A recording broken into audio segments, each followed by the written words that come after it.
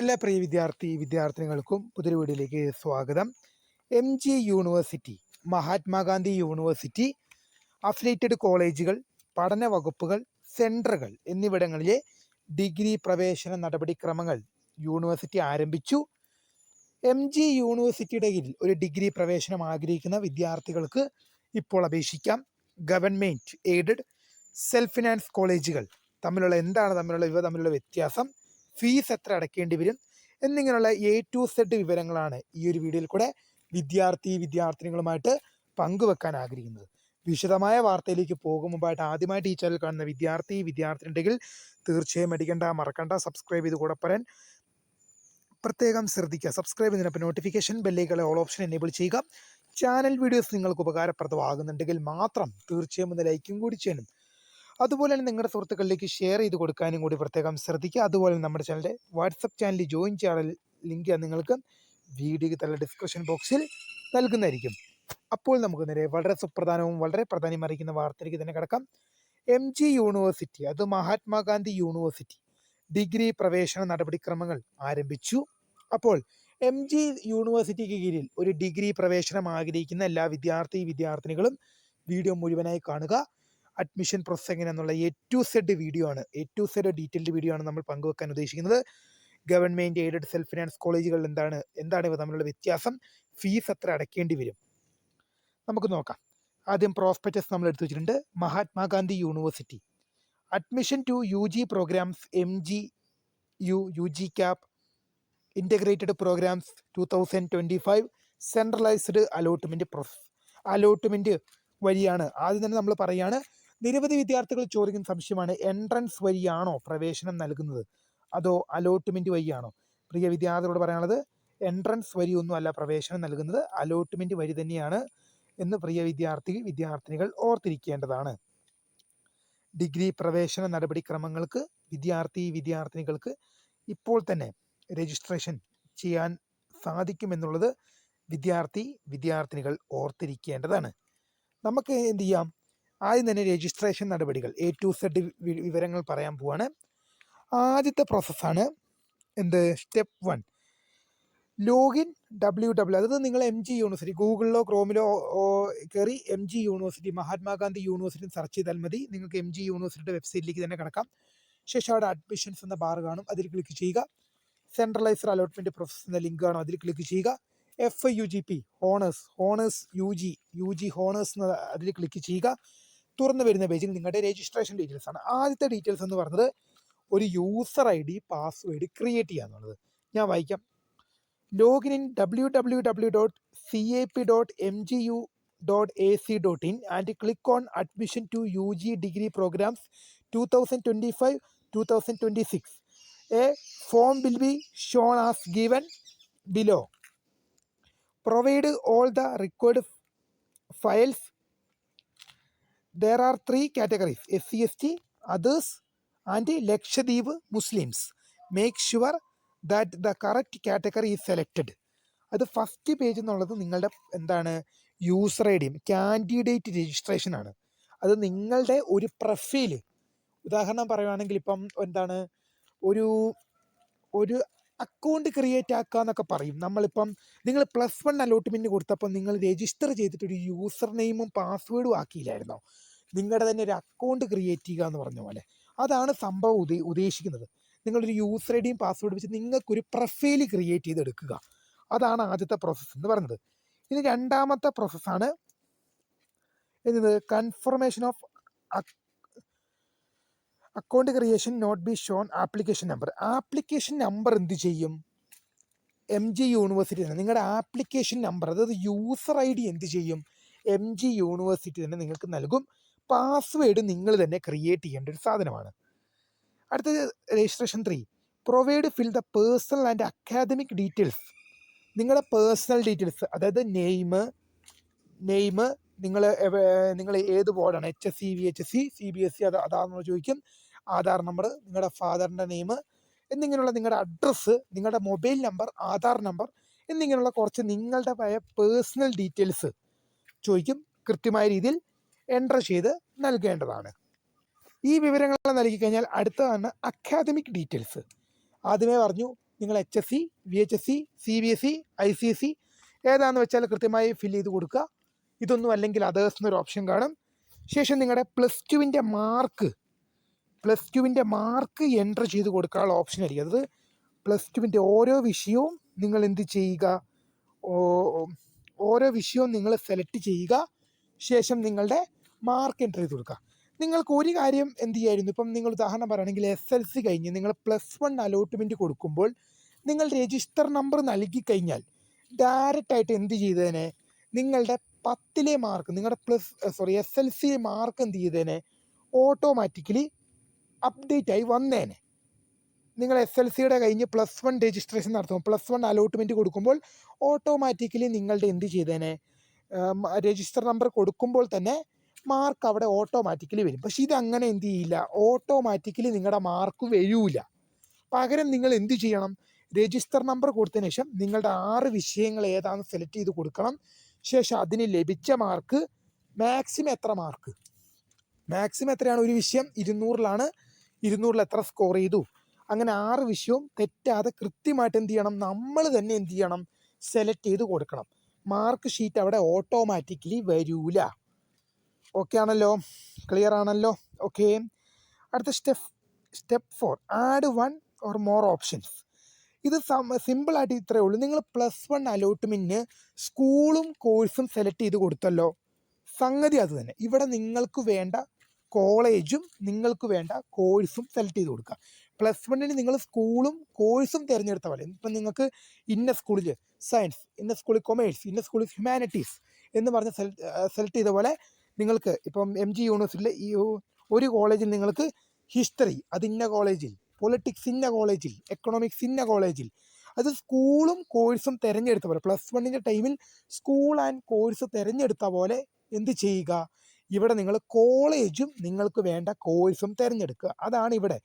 അടുത്താണ് എന്ത്, option registration, remind the online payment and gate, അത് പേയ്മെൻറ്റ് അടയ്ക്കുക. അടുത്ത പ്രോസസ്സാണ് നിങ്ങൾ എന്ത് ചെയ്യുക, പേയ്മെൻറ്റ് അടയ്ക്കാനുള്ള ഓപ്ഷൻ എന്ന് പറയുന്നത്.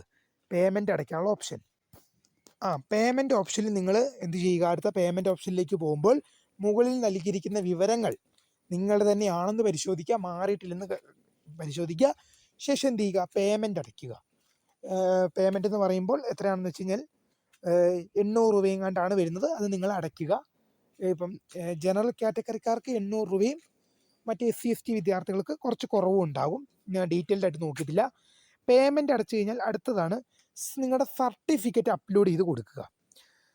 +2ൻ്റെ സർട്ടിഫിക്കറ്റ് കിട്ടിയിട്ടില്ല, ഓക്കെ, നിങ്ങളുടെ മാർക്ക് ലിസ്റ്റ്, +2ൻ്റെ ഒരു മാർക്ക് ലിസ്റ്റ് നിങ്ങൾക്ക് കാണൂല, വെബ്സൈറ്റിൽ നിന്ന് കിട്ടുന്നത്. നിങ്ങൾ മാർക്ക് ലിസ്റ്റ് പരിശോധിക്കുമ്പോൾ +1ഉം +2ഉം കൂടെയുള്ള, +1ൻ്റെയും +2ൻ്റെയും റിസൾട്ട് ഒന്നിച്ചുള്ള ഒരു മാർക്ക് ലിസ്റ്റ് നിങ്ങൾക്ക് പ്രിൻ്റ് എടുക്കാൻ കിട്ടിയിട്ടുണ്ടാവുമല്ലോ. ആ മാർക്ക് ലിസ്റ്റ് എന്ത് ചെയ്യണം, അവിടെ അപ്ലോഡ് ചെയ്ത് കൊടുക്കണം. ഇനി നോൺ ക്രിമിനൽ സർട്ടിഫിക്കറ്റ്, അത് SC/BC വിദ്യാർത്ഥികൾക്ക്, നോൺ ക്രിമിനൽ സർട്ടിഫിക്കറ്റ് SC/BC വിദ്യാർത്ഥികൾക്കാണ്, ഓപ്ഷനബിളാണ്, അല്ലാത്തവരത് അപ്ലോഡ് ചെയ്ത് കൊടുക്കേണ്ടതില്ല. പക്ഷേ എല്ലാവരും നിർബന്ധമായിട്ടും എന്ത് ചെയ്യണം, +2 മാർക്ക് ലിസ്റ്റ് അപ്ലോഡ്, അത് 200 KB ആണ്. PDF ഫയൽ വേണം, 200 KB PDF ഫയലായിരിക്കണം, 200 KB കൂടാൻ പാടില്ല. എന്ന് പറഞ്ഞ പോലെ തന്നെ നോൺ ക്രിമിനൽ സർട്ടിഫിക്കറ്റ് SC/BC വിദ്യാർത്ഥികൾ, അതും 200 KB ആണ്, PDF ഫയലായിട്ട് തന്നെ അപ്ലോഡ് ചെയ്യുക.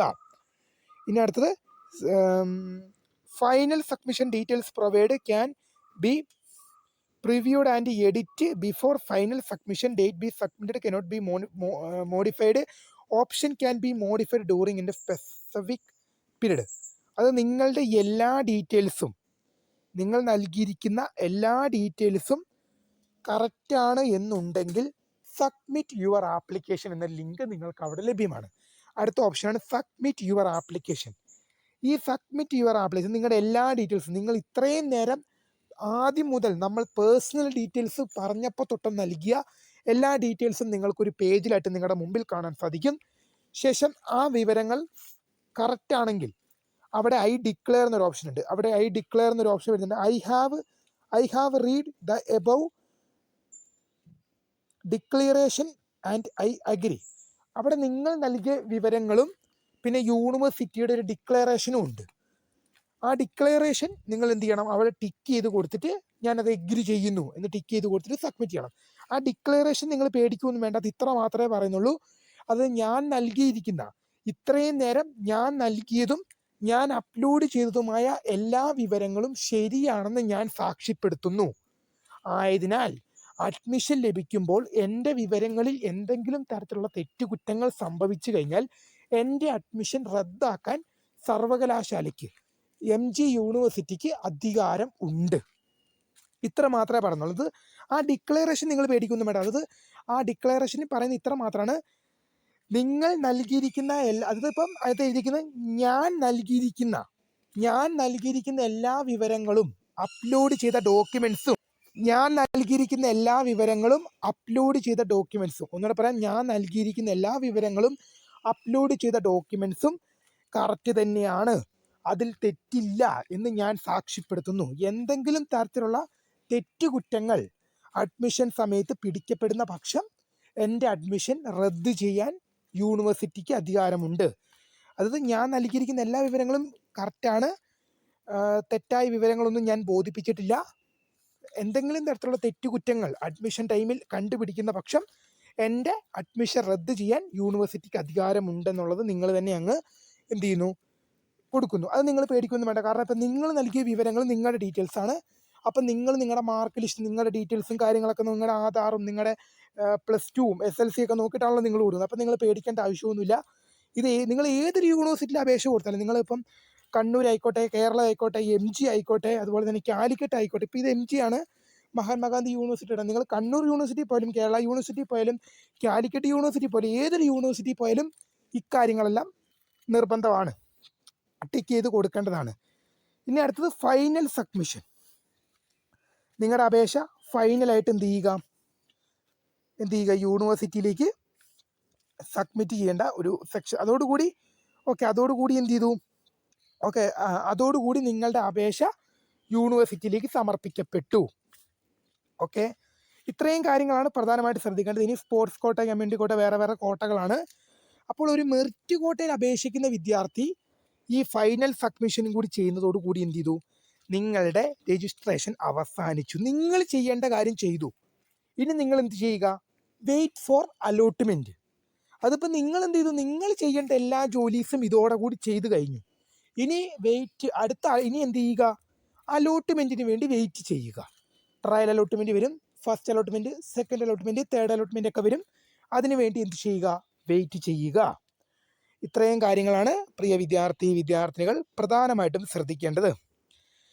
ഞാനിപ്പോൾ ഈ വായിച്ച വിവരങ്ങൾ നിങ്ങളുടെ MG യൂണിവേഴ്സിറ്റിയുടെ പ്രോസ്പെക്ടസ് നോക്കിയിട്ടാണ്. ഈ പ്രോസ്പെക്ടസ് നിങ്ങൾക്ക് ഡൗൺലോഡ് ചെയ്തെടുക്കാം. ഒരു 147 പേജുള്ള ഒരു പ്രോസ്പെക്ടസാണ്. നിങ്ങൾക്ക് MG യൂണിവേഴ്സിറ്റിയുടെ വെബ്സൈറ്റിൽ നിങ്ങൾ എന്ത് ചെയ്യുക, ഞാൻ ആദ്യം പറഞ്ഞ അഡ്മിഷൻ വിൻഡോയിൽ കയറി കഴിഞ്ഞാൽ മുകളിലൊരു 3 ലൈൻ നിങ്ങൾ കാണാൻ സാധിക്കും. അതിൽ ക്ലിക്ക് ചെയ്ത് കഴിഞ്ഞാൽ റിസോഴ്സ് എന്നൊരു ലിങ്ക് കാണാൻ സാധിക്കും. അതിൽ ക്ലിക്ക് ചെയ്ത് കഴിഞ്ഞാൽ പ്രോസ്പെക്ടസ് 2025 എന്ന ലിങ്ക് നിങ്ങൾക്ക് അവിടെ ലഭ്യമാണ്. അതിൽ ക്ലിക്ക് ചെയ്ത് കഴിഞ്ഞാൽ നിങ്ങൾക്ക് നിങ്ങളുടെ പ്രോസ്പെക്ടസ് ഡൗൺലോഡ് ചെയ്ത് വായിക്കാൻ സാധിക്കുന്നതായിരിക്കും. ഒരു കാര്യം പറയാനുള്ളത്, MG യൂണിവേഴ്സിറ്റി, മഹാത്മാഗാന്ധി യൂണിവേഴ്സിറ്റിക്ക് കീഴിൽ ഒരു ഡിഗ്രി പ്രവേശനം ആഗ്രഹിക്കുന്ന വിദ്യാർത്ഥിനികൾക്ക് ഇപ്പോൾ അപേക്ഷ സമർപ്പിക്കാം. ഗവൺമെൻറ് എയ്ഡഡ് സെൽഫ് ഫിനാൻസ് കോളേജുകൾ എന്താണ് ഇവ നമ്മൾ വ്യത്യസ്തം? ഇനി നമ്മൾ യൂണിവേഴ്സിറ്റിയുടേതായി ബന്ധപ്പെട്ട കാര്യങ്ങളൊക്കെ പറഞ്ഞു കഴിഞ്ഞു. ഇനി നമ്മുടേതായ കുറച്ച് സംശയങ്ങളും കാര്യങ്ങളും ഉണ്ട്. ഗവൺമെൻറ് കോളേജ് എന്ന് പറഞ്ഞാൽ നിങ്ങൾക്ക് പൈസ മുടക്കില്ലാതെ തന്നെ പഠിക്കാൻ സാധിക്കുന്നതാണ്. നിങ്ങളിപ്പം +2 വരെ ഗവൺമെൻറ് സ്കൂളിൽ പഠിച്ചൊരു വിദ്യാർത്ഥി എങ്ങനെയാണ്, നിങ്ങൾക്ക് പരീക്ഷാ ഫീസ് മാത്രമേ നിങ്ങൾക്ക് അടയ്ക്കേണ്ടി വന്നിട്ടുള്ളൂ. അതുപോലെ തന്നെ ഇവിടെയും നിങ്ങൾക്ക് എന്ത് ചെയ്യാം, പരീക്ഷാ ഫീസ് മാത്രം അടച്ചുകൊണ്ട് നിങ്ങൾക്ക് എന്ത് ചെയ്യാം, പഠനം നടത്താൻ സാധിക്കും എന്ന് ഓർത്തിരിക്കുക. എയ്ഡഡ് എന്ന് പറഞ്ഞാൽ എന്താണ്, ഗവൺമെൻറ്റും അല്ല സെൽഫ് ഫിനാൻസും അല്ല. അപ്പോൾ അവിടെ നിങ്ങൾക്ക് എയ്ഡഡ് കോളേജിൽ എന്തുണ്ട്, മാനേജ്മെൻറ്റ് സീറ്റും ഉണ്ട്, അതുപോലെ തന്നെ മെറിറ്റ് സീറ്റും ഉണ്ട്, മാനേജ്മെൻറ്റ് സീറ്റും ഉണ്ട്. എയ്ഡഡ് കോളേജിൽ മെറിറ്റ് സീറ്റും ഉണ്ട്, മാനേജ്മെൻറ്റ് സീറ്റും ഉണ്ട്.